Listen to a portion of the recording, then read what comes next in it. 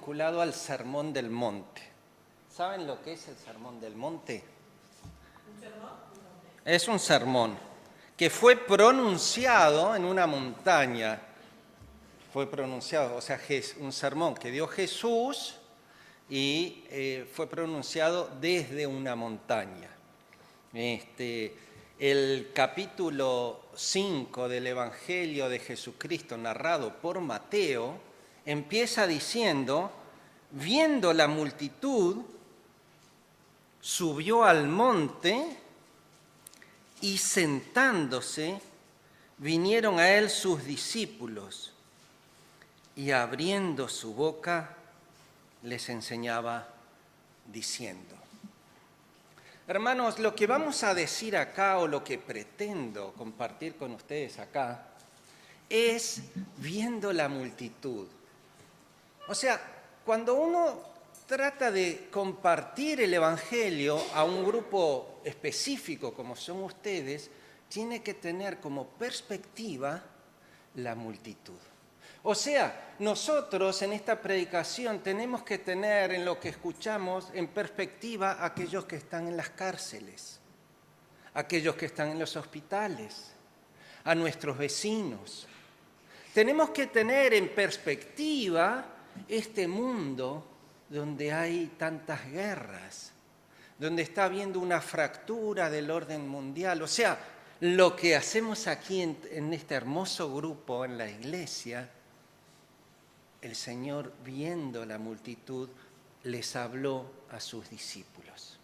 Y si bien no quiero compararme con Jesucristo, me parece que todo aquel que predica a un grupo específico tiene que tener en vista el mundo, el país. O sea, no es algo para nosotros, para quedárnoslo nosotros. Esa es la perspectiva.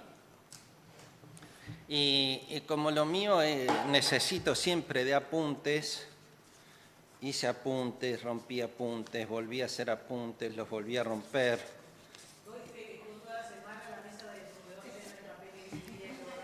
Y saben que no me rezongaron, porque a veces cuando ocupo la mesa del comedor tanto tiempo me rezongan, pero no me rezongaron, ¿eh?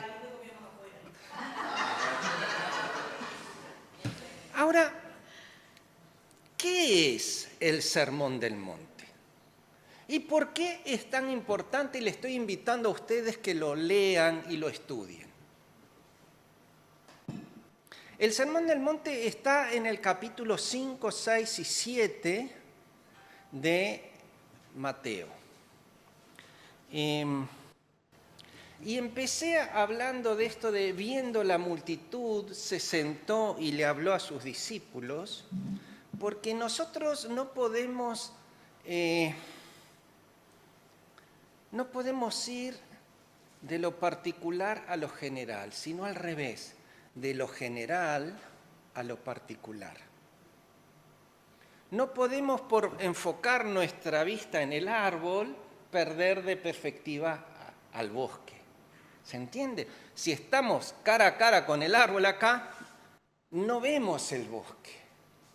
Y a veces a los cristianos nos pasa eso, quedamos encerrados en nosotros y no vemos el bosque, la perspectiva. En el texto que vamos a estar estudiando, en esta bienaventuranza que vamos a estar estudiando, porque yo voy a ir a una partecita del Sermón del Monte, que es la bienaventuranza, las bienaventuranzas, que está en el inicio.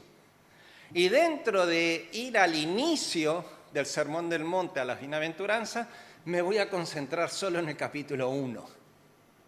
¿Ah?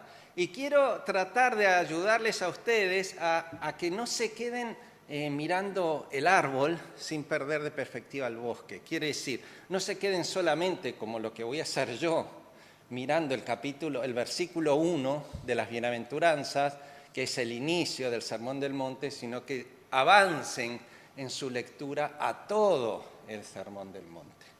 O sea, es una predicación con deberes, ¿sí? Deberes que les puede llevar todo el año, porque la idea es leerlo en oración y masticarlo. La Biblia es nuestra única fuente de autoridad, por lo menos para los cristianos. La Biblia es la fuente de autoridad. Pero leer la Biblia, que es lo que les estoy invitando a hacer,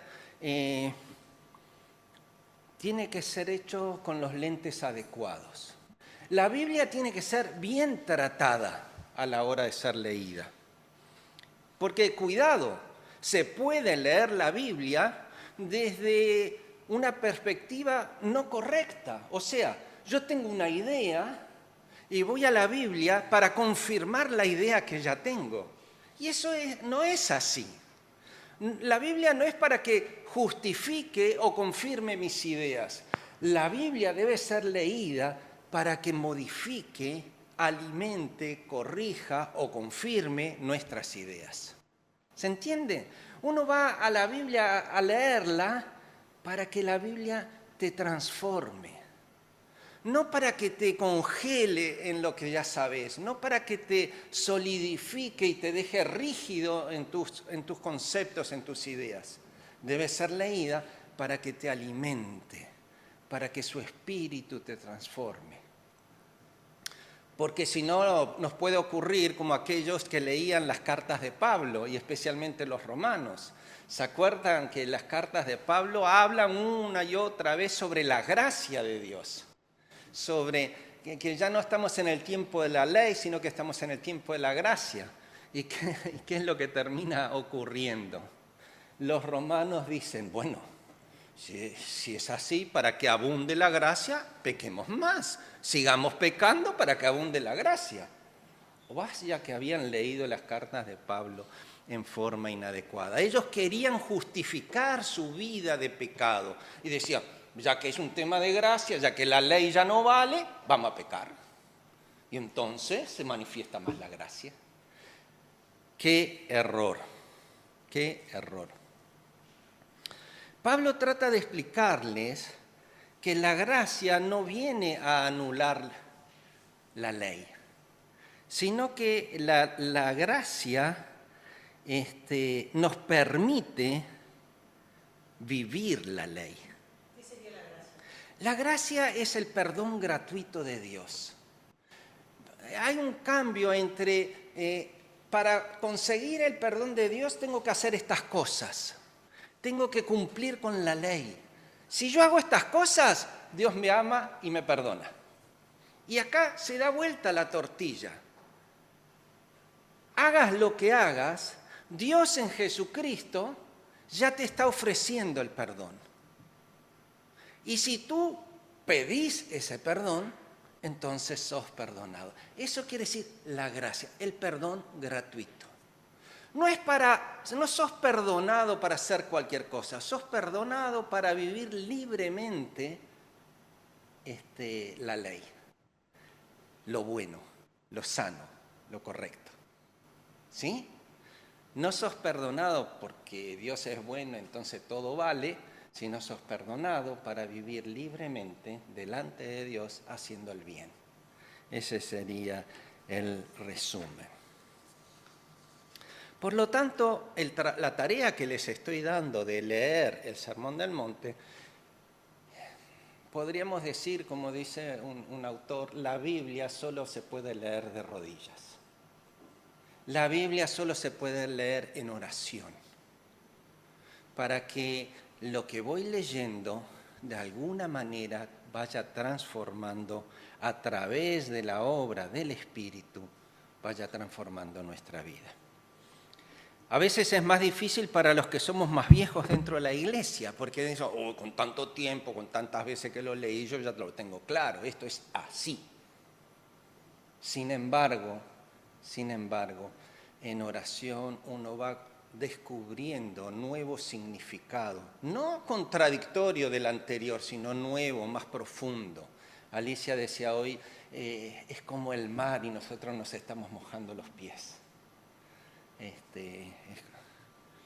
O sea que la Biblia debe ser leída en oración, con apertura de mente y corazón, para que el Espíritu de Dios nos enseñe, nos corrija, nos transforme.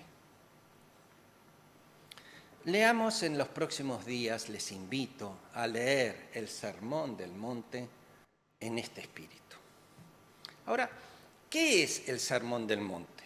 ¿Acaso es una nueva interpretación de la ley? ¿Acaso, porque se parece en muchos aspectos algunas cosas, ¿acaso hay que dejar la ley de lado y ahora es el Sermón del Monte? No, no es así. ¿Acaso el Sermón del Monte es un código de ética y de moral que debemos imponérsela a todo el mundo? No, no es así. No es algo que nosotros los cristianos tenemos que imponérselo a todo el mundo. Porque el Sermón del Monte, ¿a quién está dirigido? Según el texto, ¿a quién está dirigido? ¿Cómo? A los discípulos. Teniendo de vista la multitud, pero está dirigido a los discípulos. Y eso es importante saberlo, porque si no vamos a utilizar el Sermón del Monte como un código de leyes para la multitud. Y el Sermón del Monte inicialmente es para nosotros, es para nuestra ética y nuestra moral. No es una imposición hacia la ética y la moral del mundo. Hay otras religiones que le imponen una ética y una moral y hacen que las mujeres se vistan de una cierta forma y que no pueden hablar y que no pueden entrar al mismo lugar de el Islam, por ejemplo. Tiene ciertas ética, cierta moral que se la quiere imponer a todo el mundo en forma, crean o no crean, así deben ser. O sea, el Sermón del Monte, Jesús les habla a sus discípulos. Es para nosotros los cristianos y las cristianas, aquellos que hemos decidido libremente seguirle. ¿Ah? Es una forma clara de cómo se entiende y se desarrolla el nuevo mandamiento. Jesucristo vino y dijo, les traigo un nuevo mandamiento. ¿Cuál es el nuevo mandamiento? A ver, acá.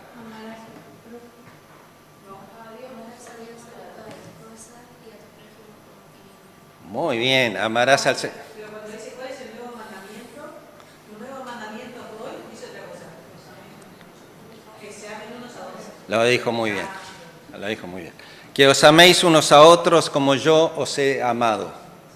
Ese es el nuevo mandamiento, que os améis unos a otros como yo os he amado. Un amor como el de Cristo, un amor desinteresado, un amor sacrificial. El Sermón del Monte viene a desarrollar ese nuevo mandamiento. Viene a explicar cómo es ese amor. El Sermón del Monte, de alguna manera, es cómo se desmenuza, cómo se amplía este nuevo mandamiento. Que os améis unos a otros como yo os he amado. No puede ser entendido como el código de ética o el código moral a ser impuesto a todos. Es la orientación que nosotros, las cristianas y los cristianos, debemos tener. Es para que desarrollemos nuestra espiritualidad. Y desarrollar nuestra espiritualidad es desarrollar una espiritualidad que nos permita tener una forma de ser y de estar en el mundo. Porque la espiritualidad cristiana tiene como objetivo una forma de ser y de estar en el mundo. Por eso esa espiritualidad cristiana, que era aquellos que se escondían en un lugar, en un monasterio, es tan cuestionada por nosotros, por lo menos. No es para una espiritualidad que te aísla del mundo, sino es una espiritualidad que te permite transitar en un mundo donde hay pecado, donde hay maldad, donde hay violencia, donde hay odio, donde hay injusticia, y vivir contracorriente. Debe ser el Sermón del Monte tomado como un todo, Y esto es muy importante. No es cuestión que cuando lo empezamos a leer, diga, bueno, a ver, dice el que te pide tu camisa se la das, no es cuestión de vaciar el ropero, ¿está? Entonces reparto toda la ropa que tengo y ya estoy cumpliendo. No es así. El Sermón del Monte debe ser leído como un todo, como una forma de ir avanzando hacia una forma de ser y de estar. ¿Sí? No como leyes a cumplir una por una al pie de la letra, sino como todo, una forma, un espíritu, una manera de tratar a la mujer, una manera de administrar, una manera de vivir. Una manera que imita la manera de Jesús. El nuevo mandamiento. Ámense unos a otros como yo los he amado. Jesús vino entonces para vivir el Sermón del Monte, le dijo a sus discípulos que enseñen el Sermón del Monte y nosotros estamos invitados a vivirlo y a enseñarlo. Ahora, el texto, y aquí entramos, después de haber leído el versículo 1 y 2 hace un ratito, bienaventurados los pobres en espíritu, porque de ellos es el reino de los cielos. Bienaventurados los que lloran, porque ellos recibirán consolación. Bienaventurados los mansos, porque ellos recibirán la tierra por heredad. Bienaventurados los que tienen hambre y sed de justicia, porque ellos serán saciados. Bienaventurados los misericordiosos, porque ellos alcanzarán misericordia.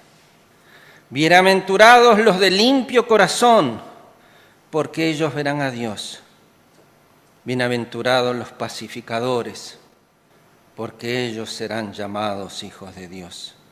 Bienaventurados los que padecen persecución por causa de la justicia, porque de ellos es el reino de los cielos. Bienaventurados sois cuando por mi causa os vituperen, os persigan y digan toda clase de mal contra vosotros, mintiendo.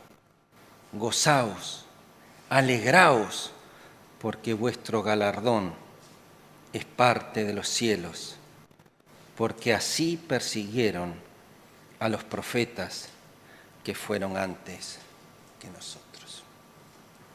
Acabamos de leer las bienaventuranzas, la puerta de entrada al Sermón del Monte.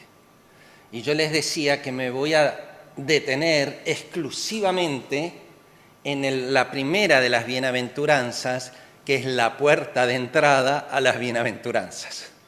Y en la primer bienaventuranza dice, bienaventurados los pobres en espíritu, porque de ellos es el reino de los cielos. Otra versión dice, dichosos los pobres en espíritu, porque de ellos es el reino de los cielos. Y me voy a detener dentro de este único versículo en dos cosas, los pobres y el reino de los cielos. ¿Sí?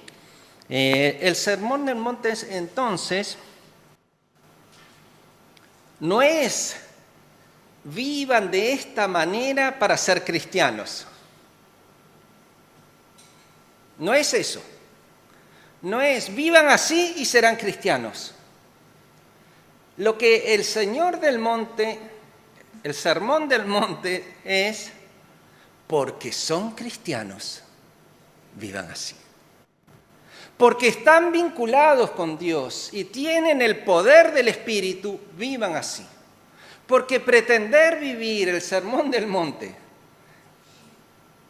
sin la fuerza del Espíritu es una tarea titánica o imposible. El Sermón del Monte muestra a las claras la necesidad del nuevo nacimiento, la necesidad de una conversión, la necesidad de la obra del Espíritu Santo en su gente, para que vivan de esa manera. Y por eso empieza así, Bienaventurados los pobres en espíritu. Y una versión dice, bienaventurados los que reconocen su pobreza espiritual. Bienaventurados los que reconocen su necesidad espiritual. Bienaventuranzas. Como decía, abre todo el Sermón del Monte.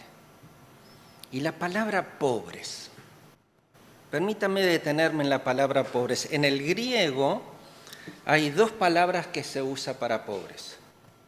Una es tojo y otra es penes.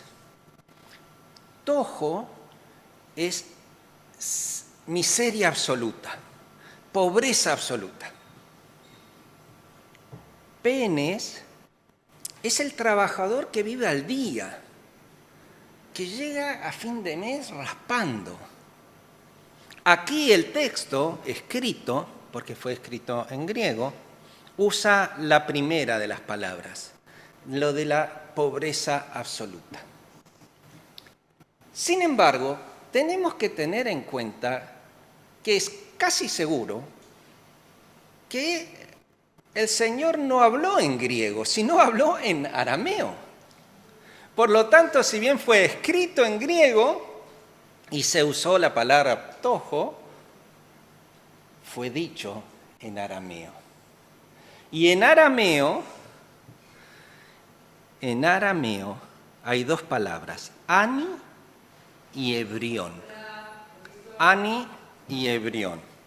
El concepto evoluciona desde alguien que no tiene poder, que no tiene dinero, que no tiene nada, miseria, ¿no? El concepto evoluciona desde ahí, alguien sin poder, alguien sin dinero, alguien sin influencia, y avanza a que porque no tiene dinero, porque no tiene poder, porque es explotado. Es explotado, es oprimido por gente poderosa, por otros. Es ninguneado, es maltratado. Y porque es explotado, porque no tiene nada y porque es explotado, al estar en esa situación sin recursos, sin poder, esa situación de explotación, dice, pongo mi confianza en Dios. Pongo mi vida en Dios porque no tengo nada. Y es la experiencia, por ejemplo, que se dice en el Salmo 34:6. En ese salmo se dice, el pobre gritó y el Señor lo oyó y libró de sus angustias. O sea que no es solamente una situación de miseria, sino es una situación de aquel que reconoce esa miseria, reconoce que está siendo explotado, reconoce y pone su confianza en el Señor. Es de alguna manera la experiencia del pueblo judío en Egipto, que termina poniendo acá la única solución, Señor, es que tú intervengas de una forma especial, porque estaba siendo explotado, estaba viviendo la miseria. Una posible interpretación entonces en esto de dichosos los pobres en espíritu podría ser bendito y feliz aquel que tomó conciencia de su total pobreza espiritual y ha puesto toda su confianza en Dios. Porque de ese modo, a través de la obediencia, se convertirá en un ciudadano de los cielos, en un ciudadano del reino de los cielos, en un ciudadano del reino de Dios. La bienaventuranza puede pensarse como esto, pero nunca puede pensarse como una validación de la pobreza. O sea, nunca puede elogiar que esta bienaventuranza, bienaventurados los pobres, nunca puede ser pensada, mirá, está diciendo que está bueno estar pobre. La pobreza no es buena. Y Jesucristo mostró claramente que uno de los objetivos del Evangelio es la eliminación de toda clase de pobreza, miseria, que produce hambre, que produce enfermedad, que produce soledad, que produce muerte. O sea, de ninguna manera podemos estar justificando la pobreza. No se refiere aquí esto a la pobreza material. No hay ningún mérito en ser pobre. Y quiero decir algo entre paréntesis. Sin embargo, la Iglesia Católica y la Iglesia Anglicana tienen dentro de sus prácticas para los líderes religiosos el voto de pobreza. El voto de pobreza. Si bien nosotros no tenemos ni creemos sobre el valor, sobre la necesidad del voto de pobreza, es algo que hay que tener presente. El voto de pobreza es un compromiso de pobreza. El voto de pobreza es decir, no tengo posesiones. Un sacerdote no debería tener ni tiene posesiones propias. ¿Sí? Y esto viene a solucionar un problema que había gente que donaba sus posesiones al sacerdote, lo donaba a la iglesia y quedaba como propiedad del sacerdote. Entonces, el voto de pobreza aquí se construye para solucionar un tema muy práctico, es cuántas posesiones se están donando a la iglesia que estaban quedando de la mano de los sacerdotes. Pero sin embargo, me parece que esa práctica de católicos anglicanos es una práctica que hay que tener en cuenta como una recomendación de que de ser cuidadosos con el tema de la riqueza, ¿sí? De ser cuidadosos con el tema de la riqueza. Y que alguien no debería enriquecerse por la práctica del ministerio cristiano. En Brasil había un lugar, una iglesia, donde el que predicaba venía en helicóptero, bajaba, predicaba, llevaba la ofrenda y se iba en helicóptero. Esto que parece de película es una realidad. La religión puede ser utilizada y está siendo, no solamente la religión cristiana, y está siendo utilizada por algunas personas con pocos escrúpulos para enriquecerse, para profundizar la explotación. Bueno, bienaventurados, felices, dichosos. Sí, Cristina. Está permitido, señora, pero vamos a hacer lo que venga por... Pregunte y yo repito la pregunta para los que están en su casa. Yo quería compartir algo que siempre entendí y después no.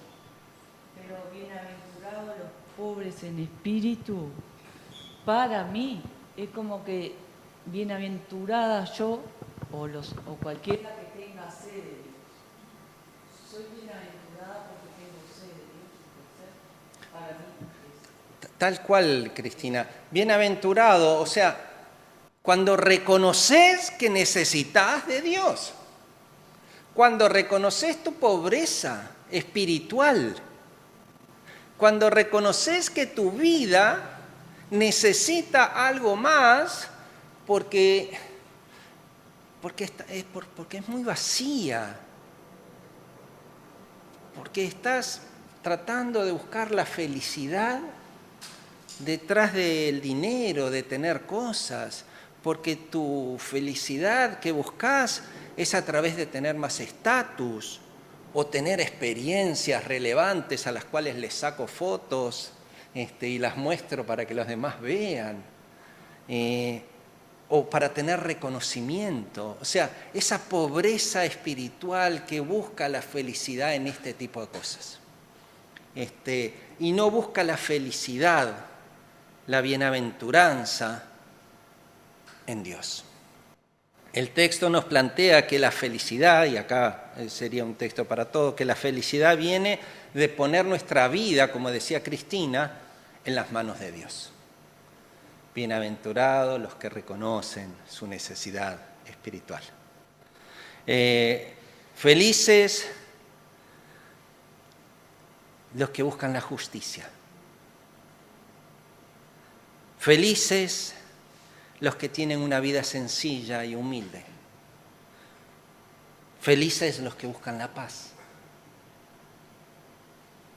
Felices los de corazón limpio, que revisan su vida y su pecado y lo ponen delante de Dios todos los días para la limpieza espiritual.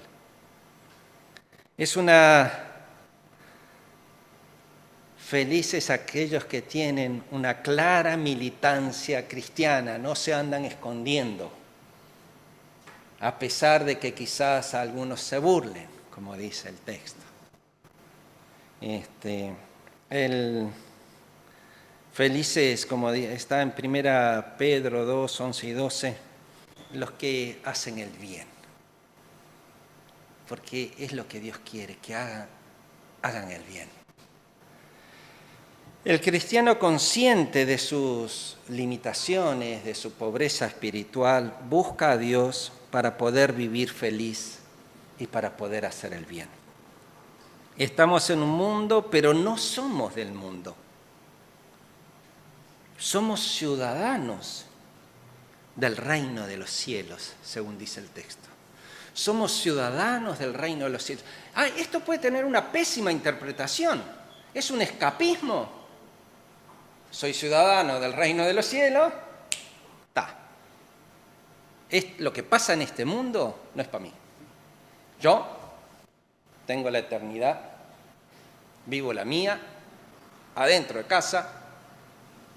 Después cuando me toque, ¡pum!, reino de los cielos para mí. No es un escapismo. Ser ciudadanos no es un escapismo. ¿Y cómo puedo afirmar eso? Vamos al Padre Nuestro. Vamos al Padre Nuestro. Vénganos tu reino. Hágase tu voluntad en la tierra como en los cielos. Vénganos tu reino. Hágase tu voluntad en la tierra como en los cielos. Eso quiere decir, nosotros somos aquellos que conocemos la voluntad de Dios y buscamos que esa voluntad perfecta de Dios que está en los cielos crezca y se desarrolle aquí en la tierra.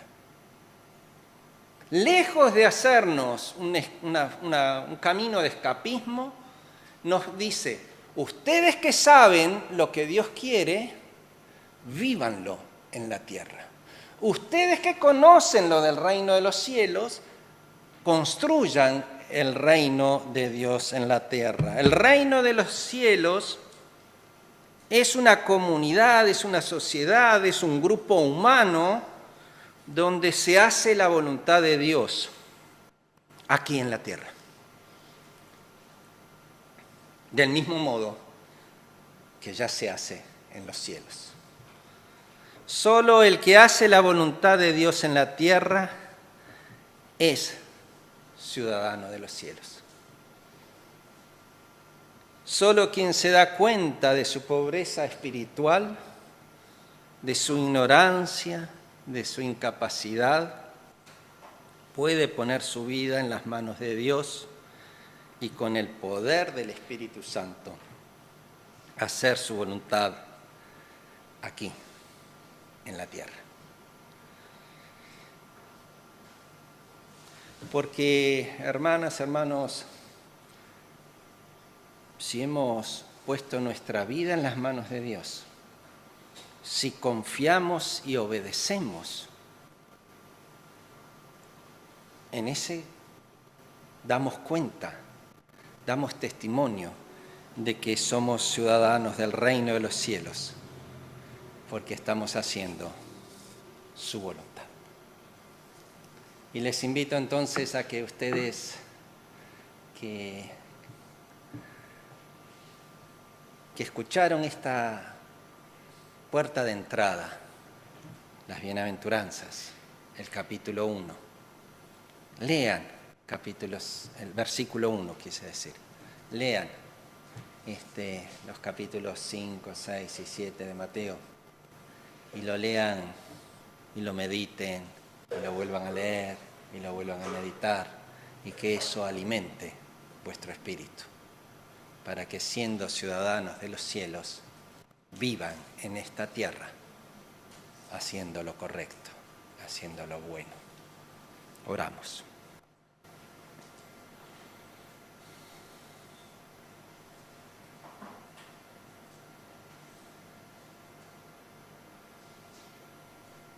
Reconocemos, Señor,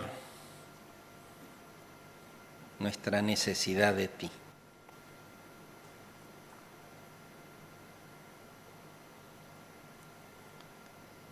Te pedimos que nos corrijas,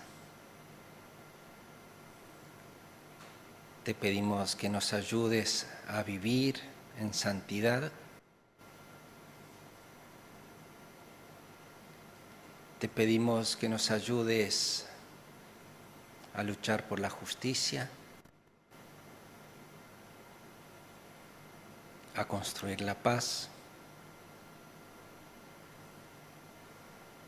a dar un testimonio de amor allí donde estamos, en casa, en el barrio, en la escuela, en el liceo, en la UTU, donde sea, Señor. Y queremos reconocer que para hacerlo necesitamos de ti, necesitamos de tu Espíritu. Amén.